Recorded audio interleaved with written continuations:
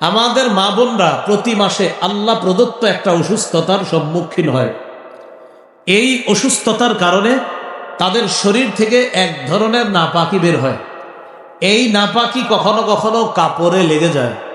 একজন মহিলা রাসূল সাল্লাল্লাহু আলাইহি সাল্লামের কাছে এসে মাসালা জিজ্ঞাসা করলেন, আরাআইতা ইহদানা তাহিদু ফিস সাওবি ফাকাইফা তাসনাউ ইয়া রাসূলুল্লাহ।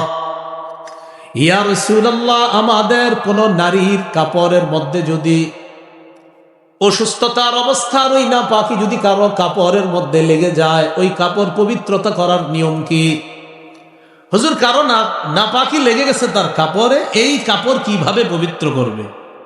ফাকালা রাসূলুল্লাহ সাল্লাল্লাহু আলাইহি ওয়াসাল্লাম তাহুত্তুহু সুম্মা তাকরুসুহু বিল মা ওয়া তানদাহুহু।